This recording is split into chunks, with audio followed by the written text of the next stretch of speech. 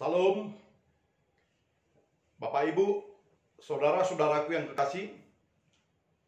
Senang bertemu dengan Bapak dan Ibu.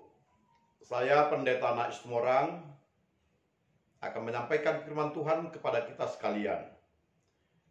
Saudara-saudaraku yang kekasih, mari kita berdoa. Ya Tuhan Allah Bapa yang baik, bersabdalah Engkau kepada kami, dan curahkanlah Rohul Kudus-Mu, agar kami memahami sabda-Mu. Di dalam nama Tuhan Yesus Kristus, kami berdoa dan bersyukur kepada Tuhan. Amin. Bapak Ibu, saudara-saudaraku, firman Tuhan yang menjadi renungan bagi kita pada minggu yang bahagia ini, dari kitab Yeremia pasal 22 ayat 1 sampai 9. Saya membacakan demikian sabda Tuhan. Beginilah firman Tuhan. Pergilah ke istana Raja Yehuda dan sampaikanlah di sana firman ini. Katakanlah, dengarlah firman Tuhan, hai Raja Yehuda yang duduk di atas tahta Daud. Engkau, pegawai-pegawaimu dan rakyatmu yang masuk melalui pintu-pintu gerbang ini. Beginilah firman Tuhan, lakukanlah keadilan dan kebenaran, lepaskanlah dari tangan pemerasnya orang yang dirampas haknya. Janganlah engkau menindas dan janganlah engkau memperlakukan orang asing, yatim dan janda dengan keras, dan janganlah engkau menumpahkan darah orang yang tak bersalah di tempat ini. Sebab jika kamu sungguh-sungguh melakukan semuanya itu, maka melalui pintu-pintu gerbang istana ini akan berarak-arak masuk raja-raja yang akan duduk di atas tahta Daud dengan mengendarai kereta dan kuda. Mereka itu pegawai-pegawainya dan rakyatnya.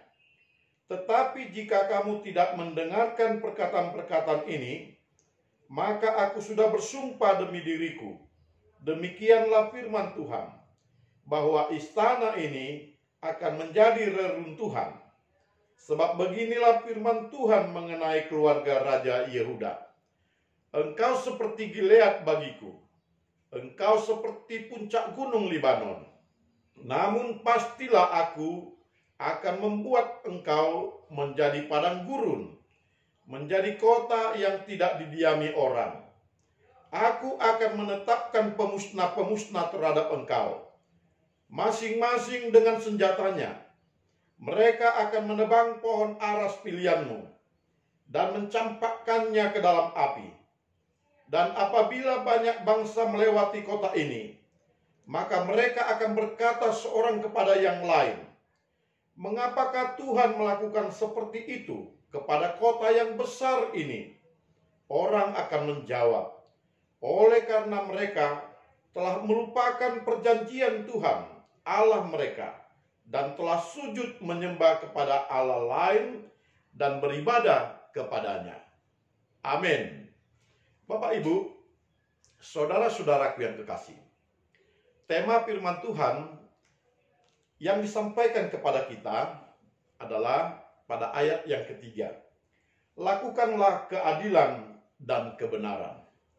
Bapak Ibu, saudara-saudara, Yeremia bersabda kepada Raja Yehuda, menyampaikan firman Tuhan. Raja Yehuda yang dimaksudkan di sini mungkin adalah Yoyakim, bahkan seluruh kaum yang ada di istana itu. Oleh karena setelah Raja Yosia, maka raja yang selanjutnya di Yehuda melakukan berbagai kejahatan, berbagai ketidakadilan dan ketidakbenaran. Mereka memperkosa hak-hak rakyat, mereka merampas, mereka menindas, dan bahkan mereka melakukan banyak kejahatan dengan menumpahkan darah orang yang tak bersalah. Tentu saja, Bapak dan Ibu, semua peristiwa yang demikian tidak dikehendaki oleh Tuhan. Oleh karena Tuhan mencintai keadilan dan mencintai kebenaran. Dia menginginkan agar keadilan dan kebenaran itu menjadi bagian pekerjaan utama yang harus dilakukan oleh raja dan seluruh para pembesar-pembesar. Bapak, Ibu, saudara-saudara, dikatakan pada ayat yang pertama di pasal 22 ini, pergilah ke istana Raja Yehuda. Ini berarti Yeremia langsung menjumpai pusat pemerintahan kerajaan Yehuda yang pada saat itu masih eksis. Sementara kerajaan Israel Utara sudah lama tidak ada. Satu-satunya kerajaan yang mewakili Israel secara keseluruhan adalah kerajaan Yehuda. Karena kerajaan Yehuda masih diperkenankan Tuhan untuk menjadi alatnya, memasukkan namanya, melakukan kehendak daripada Tuhan, memperkenalkan nama Tuhan di seluruh dunia, secara khusus di sekitar kerajaan Yehuda. Bapak, Ibu, saudara-saudara, Yeremia harus menyampaikannya ke istana, menyampaikannya ke pusat pemerintahan, ke tokoh utama daripada pelaksana Taurat itu. Sebab rajalah yang harus melaksanakan Taurat itu di dalam sistem pemerintahannya. Sebab seorang raja wajib memerintah sesuai dengan apa yang dikatakan hukum Taurat. Sebagaimana ketika dia diurapi menjadi raja. Hukum Taurat menjadi bagian daripada pelantikan raja, di mana hukum Taurat diingatkan kepada raja untuk setia melakukannya ketika dia memerintah rakyatnya. Yeremia ke istana. Dan dia berkata, dengarkanlah firman Tuhan, hai Raja Yehuda, yang duduk di atas Daud. Bapak, Ibu, saudara-saudara, Yeremia mengingatkan bahwa raja ini memperoleh kerajaan itu bukan karena usahanya, bukan oleh karena kejagoannya, ataupun oleh karena kemampuannya sebagai raja.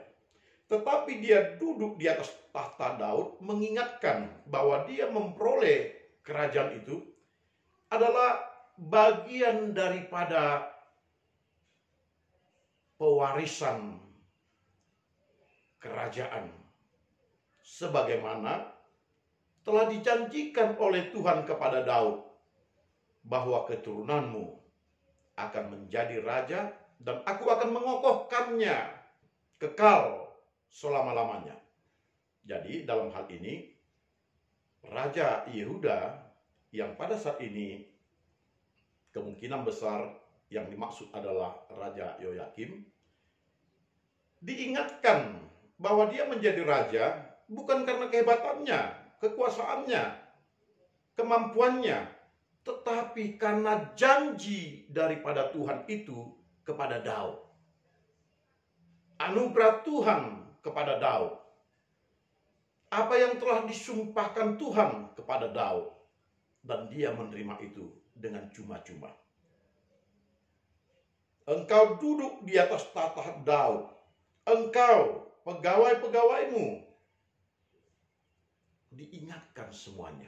Kamu telah menerima kemurahan hati Tuhan menjadi pejabat.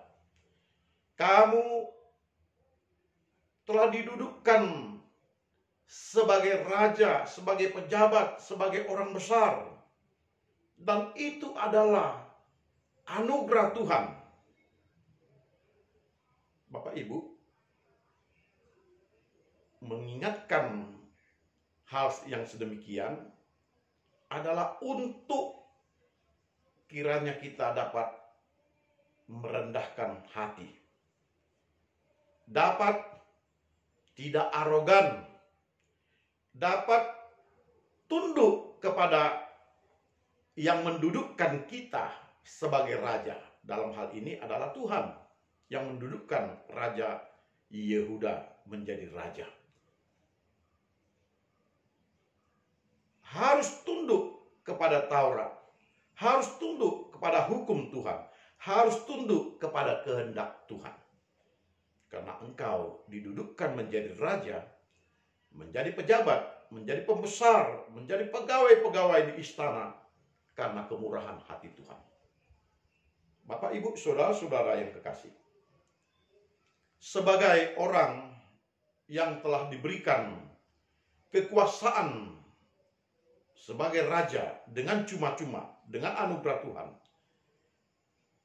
semestinya raja tersebut secara penuh menyerahkan hidup kepada Tuhan dan menuruti apa yang diperintahkan Tuhan. Dan firman Tuhan, lakukanlah keadilan dan kebenaran.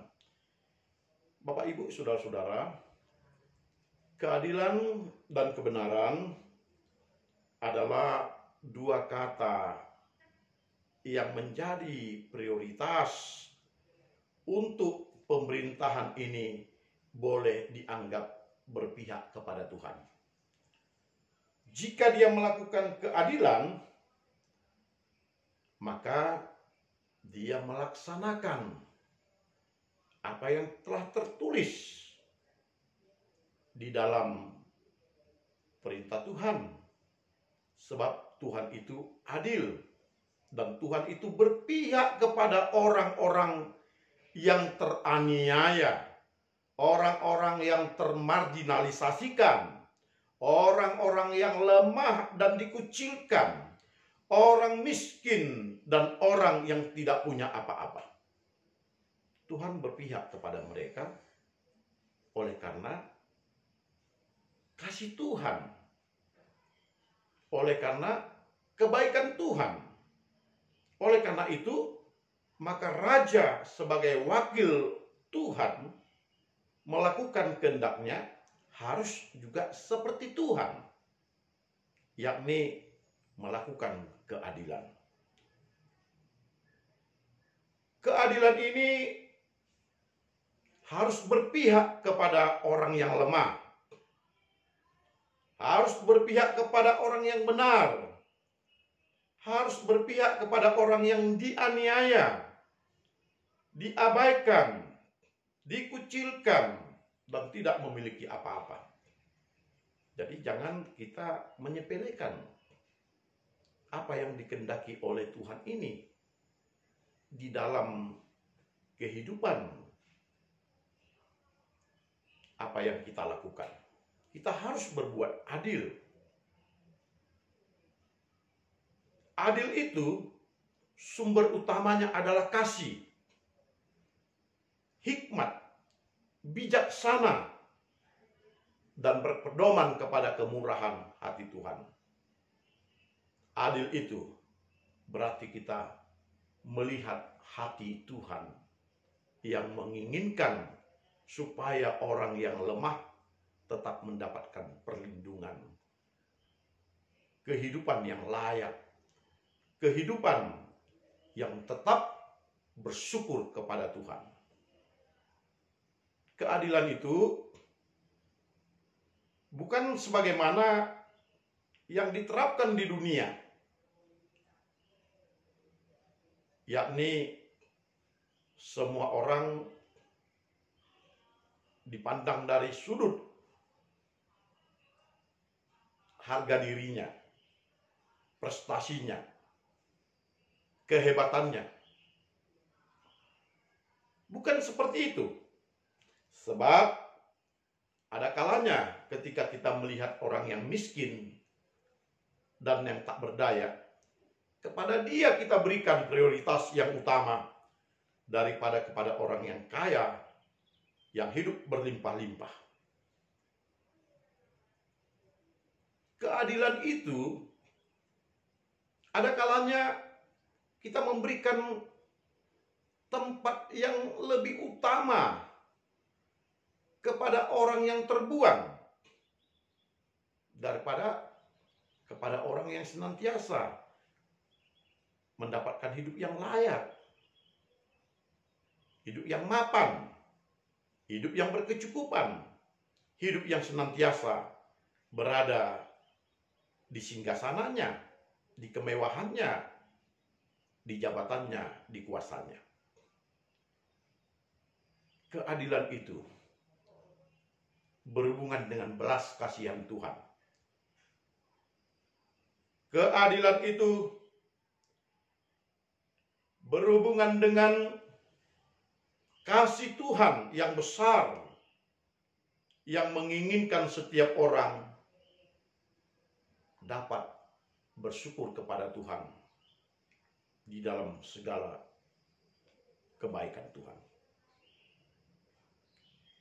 Lakukanlah keadilan, tetapi lakukan juga kebenaran.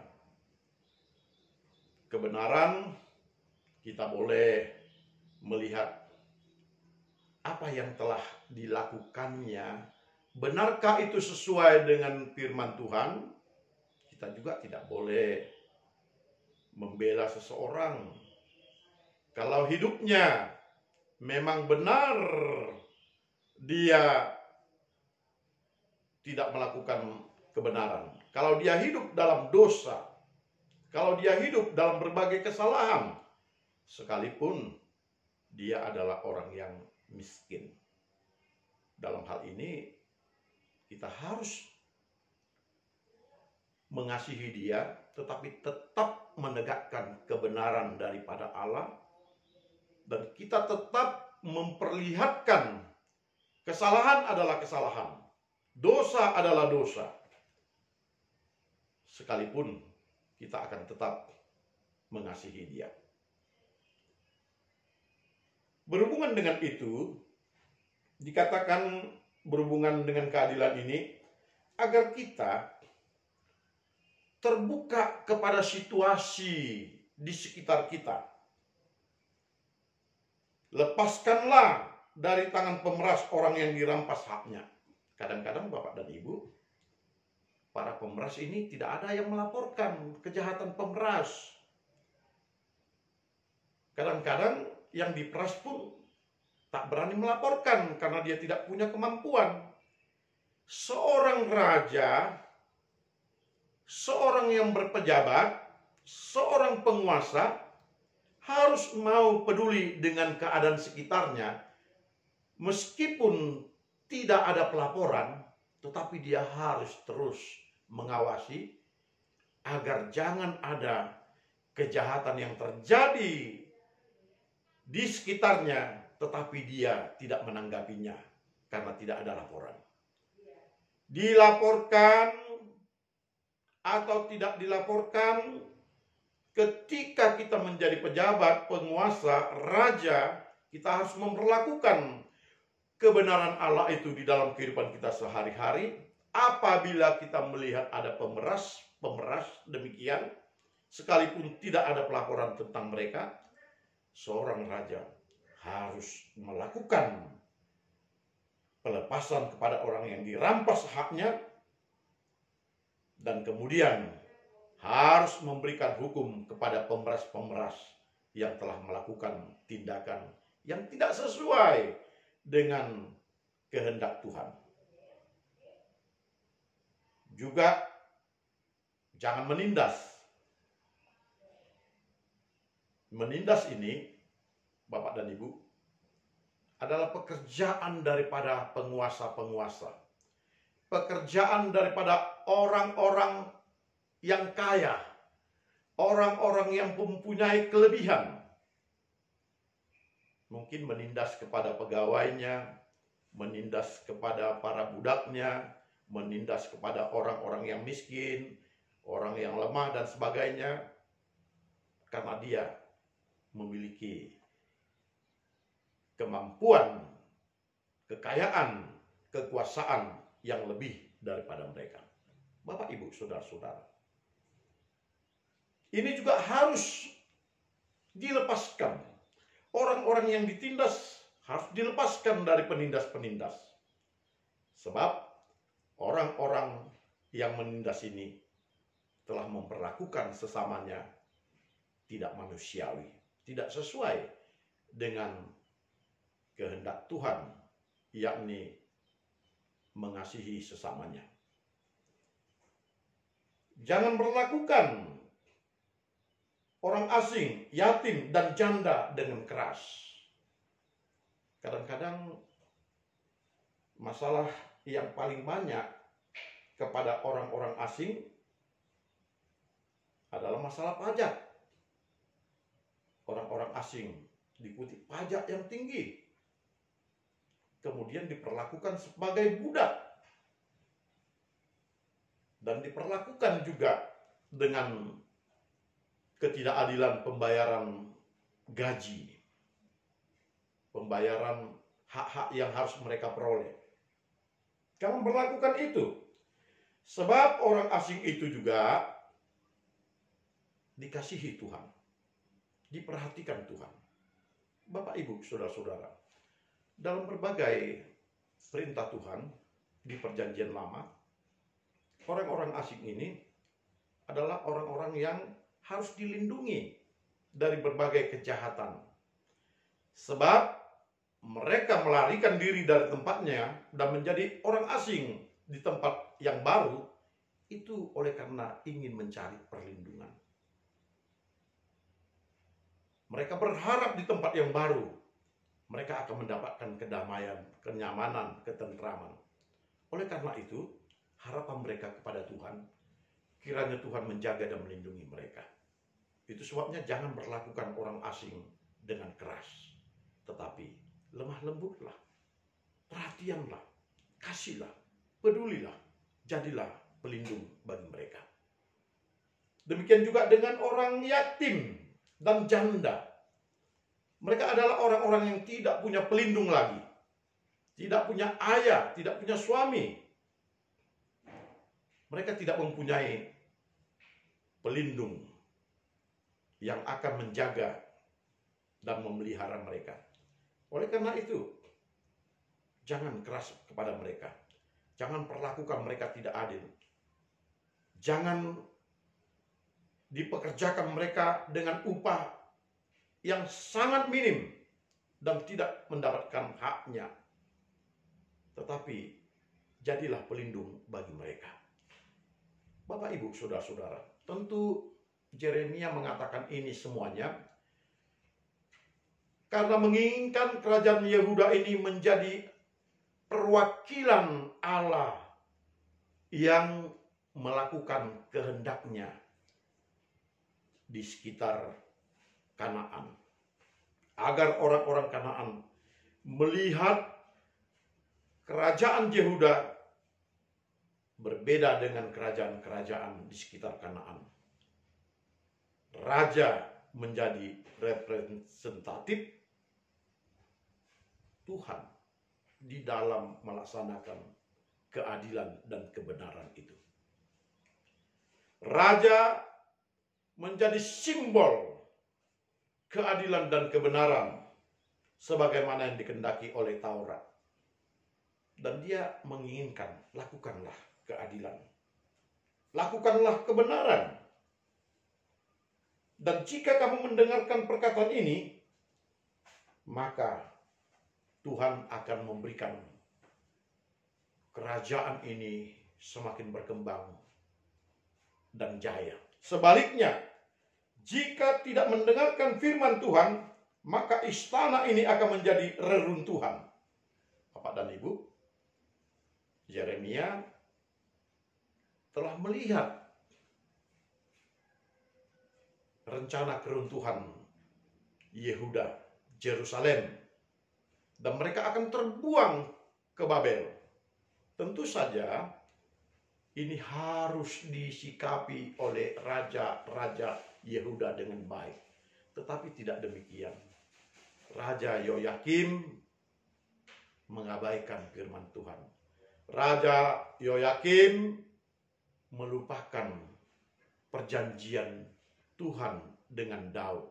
Raja Yoyakim tidak bersyukur dan tidak menaati apa yang seharusnya dia lakukan,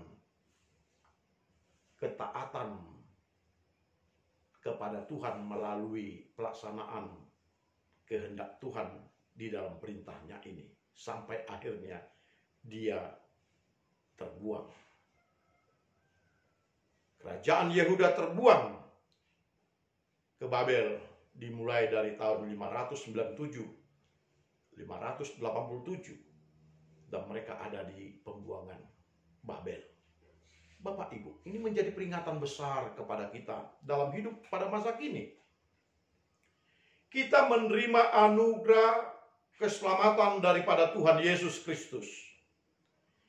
Kita menjadi anak-anak yang diselamatkan oleh pengorbanan Yesus Kristus. Tidak ada perbuatan baik kita. Tidak ada jasa-jasa kita yang menjadi kita diangkat menjadi anak-anak Tuhan. Kita diangkat menjadi anak-anak Tuhan oleh karena kemurahan hati Tuhan semata-mata. Sebagaimana diingatkan di sini, engkau duduk menjadi raja di atas tahta Daud. Diingatkan tentang perjanjian Daud. Diingatkan bahwa mereka didudukkan karena anugerah Tuhan. Demikian juga kita. Kita hidup karena anugerah Tuhan. Bahkan mungkin di antara kita ada yang menjadi pejabat, orang besar, orang kaya, orang yang memiliki segala-galanya. Tapi diingatkan kepada kita, hiduplah di dalam keadilan dan kebenaran. Jangan lakukan penindasan, jangan lakukan pemerasan, jangan lakukan pembunuhan, menumpahkan darah orang yang tak bersalah, dan jangan lakukan ketidakadilan kepada orang-orang asing, kepada anak yatim, kepada janda, dan sebagainya. Tetapi lakukanlah kebaikan. Lakukan kebaikan. Apa yang bisa kita perbuat? Sebab kita diberikan oleh Tuhan kemampuan untuk berbuat baik. Semua yang telah percaya kepada Tuhan diberikan kemampuan untuk berbuat baik. Berbuat baik melalui uang yang kita miliki, berbuat baik melalui tenaga yang kita miliki, berbuat baik melalui keterampilan yang kita miliki, berbuat baik melalui mulut dan seantero tubuh kita untuk memberikan kasih kepada mereka. Lakukanlah perbuatan baik. Sebab inilah yang dikehendaki oleh Tuhan kepada kita. Sebagaimana dikatakannya kepada orang-orang Yehuda, kerajaan Yehuda. Dikatakannya engkau seperti Gilead bagiku, seperti puncak gunung Libanon. Artinya, bagi Tuhan, orang Israel ini adalah biji matanya yang dia kasihi. Kita juga demikian. Kita adalah biji mata Tuhan yang dikasihinya. Dan dia menginginkan kita hidup di dalam kebenaran firman-Nya, di dalam ketaatan firman-Nya. Dan dia ingin kita menjadi saksinya di dunia ini dengan melakukan kehendak-Nya. Tetapi ingat, sama seperti orang Yehuda, namun pastilah aku akan membuat engkau menjadi padang gurun, menjadi kota yang tidak didiami orang. Aku akan menetapkan pemusnah-pemusnah terhadap engkau, masing-masing dengan senjatanya. Jadi ketika mereka tidak hidup mempersaksikan Tuhan, Tuhan pun akan membiarkan mereka tercampak. Sebagaimana puncak gunung Lebanon yang dimusnahkan, yang ditebang pohonnya dan dicampakkan ke dalam api. Demikian juga dengan kita. Ketika kita diberinya anugerah menjadi anak-anaknya tetapi tidak melakukan kehendak Tuhan, kita pun akan dicampakkannya ke dalam api. Bapak Ibu, mari kita hidup sesuai dengan kehendak Tuhan. Hari ini Tuhan berkata kepada kita, lakukanlah keadilan dan kebenaran. Kita pegang perkataan Tuhan dan kita lakukan di dalam hidup kita sehari-hari. Sekecil apapun yang kita perbuat, di dalam keadilan dan kebenaran ini, kita telah menjadi anak-anak Tuhan. Tuhan memberkati kita dan memberikan kita kehidupan yang kekal selama-lamanya. Amin. Salam.